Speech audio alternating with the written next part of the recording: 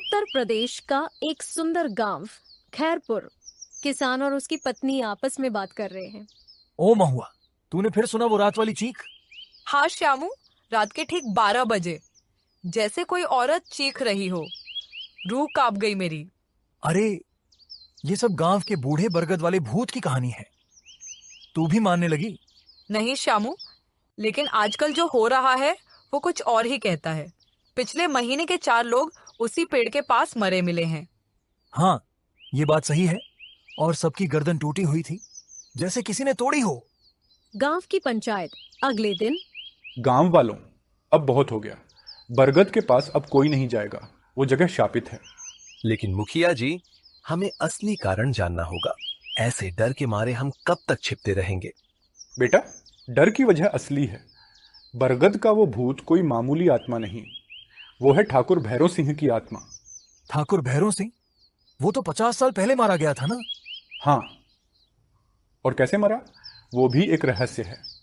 लेकिन मरने से पहले उसने कसम खाई थी, जो भी मेरी जमीन छुएगा मैं उसका खून पी जाऊंगा। 50 साल पहले का समय। यह बरगद मेरी जागीर की निशानी है। कोई इसे काटेगा या पास आएगा तो उसकी जान ले लूंगा। ठाकुर साहब, पेड़ में से बदबू आ रही है, इसमें कुछ है। खामोश, ये पेड़ मेरी ताकत है, और अब ये पेड़ मेरी मौत के बाद भी मेरी ताकत बना रहेगा। और उसी रात ठाकुर को किसी ने उसी बरगद के नीचे मरा हुआ पाया, गला कटा हुआ और आंखें खुली हुई थी।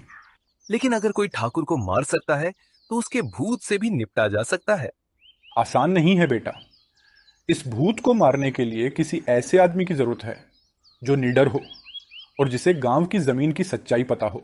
अगले दिन रमाकांत अपनी दोस्त शालिनी के साथ। रमाकांत, ये भूत की बातें मुझे नहीं जमती। मुझे लगता है ये किसी इंसान का काम है।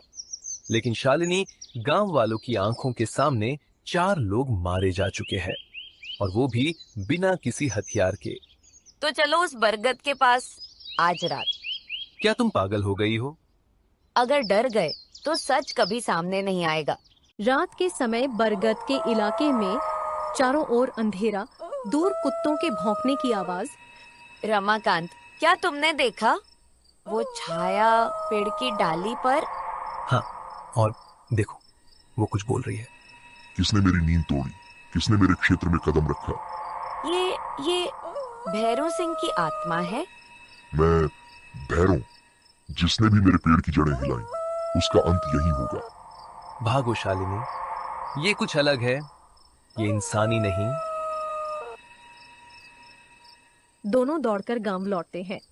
मैंने कहा था बेटा, लेकिन तुम नहीं माने। नहीं मुखिया जी, अब मैं मानती हूँ। ये आत्मा सच में भैरव सिंह की है, लेकिन हमें इसकी असली वजह भी पता लगानी होगी। अगर तुम सच में चाहती हो तो गांव के बूढ़े वैद्य से मिलो। वही एकमात्र है जो भैरव की आत्मा के जन्म की कहानी जानता है। रमाकांत और शालिनी सुबह सुबह वैद्य बाबा से मिलने पहुंचते हैं। नमस्ते वैद्य बाबा, हमें आपसे कुछ जरूरी बात करनी है। तुम दोनों रात बरगद के पास गए थे। आपको कैसे पता? भैरव सिंह की आत्मा जाग गई है। उसकी आहट अब हर तरफ गूंज रही है। मैंने हवा में उसकी गंध महसूस की। बाबा, आप सच बताइए, ठाकुर की आत्मा क्यों नहीं शांत हुई? ऐसा क्या हुआ था 50 साल पहले? बैठो, तुम्हें पूरी कहानी सुनाता हूँ। वर्ष 1975, गांव खैरपुर। ठाकुर भैरव सिंह जमींदार था, बेहद क्रूर, गांव वालों की जमीन छीनता, औरतों पर अत्याचार करता। ठाकुर साहब, मेरी जमीन मत लीजिए, मेरे बच्चों का पेट उसी से भरता है। तू मेरे खिलाफ बोलेगी?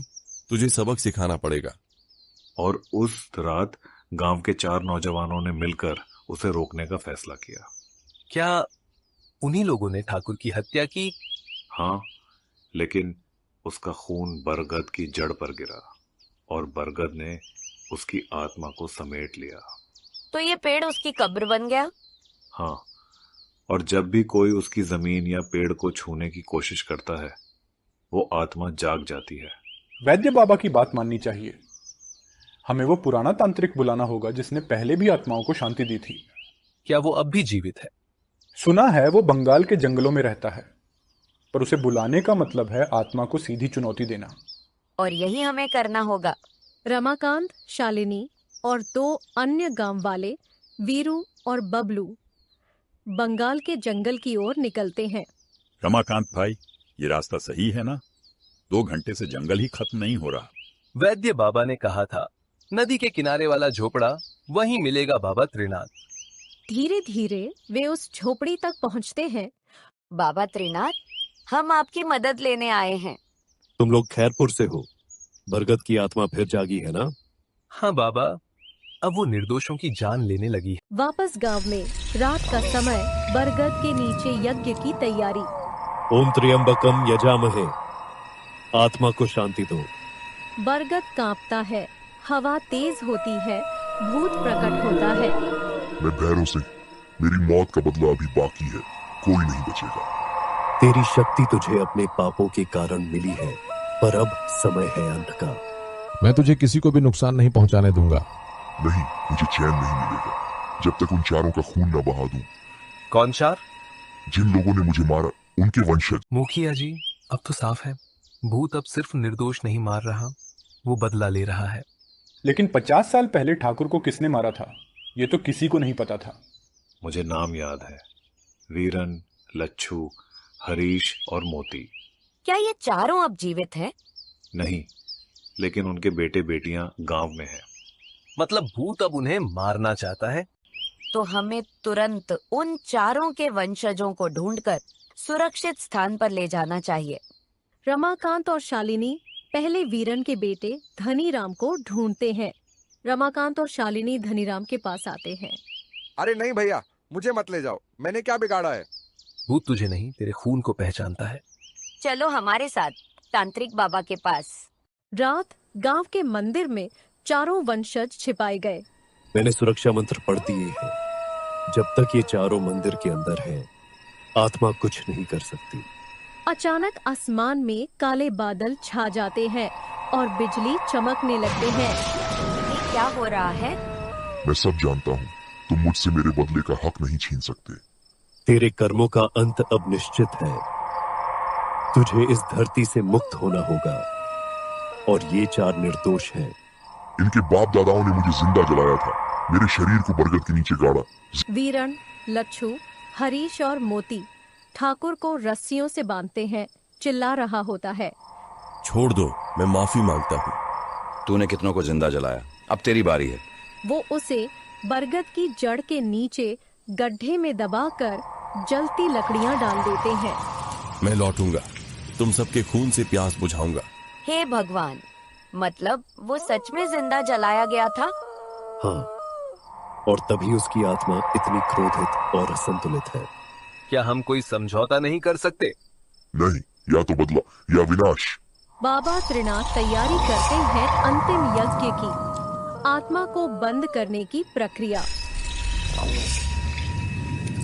सब लोग घेरा बना लो, अब जो होने वाला है उसमें बहुत ताकत लगेगी। शंखनाद होता है, अग्नि प्रज्वलित होती है, मंत्रों की गूंज से भूत चीखने लगता है। मेरे बदले, मेरे शाप, मुझे मत रोको। मंत्र सुनकर ठाकुर की आत्मा धीरे धीरे कमजोर होने लगती है। बाबा, तेज कीजिए मंत्र। बाबा त्रिनाथ अंतिम मंत्र बोलते हैं। एक तेज धमाका होता है। क्या ये मेरा अंत है? नहीं, ये तुम्हारा मोक्ष है। आहटी भूत बरगद के तने में समा जाता है। बरगद धीरे धीरे जल जाता है, राख बनकर उड़ जाता है। गांव बच गया, आत्मा अब मुक्त हो गई।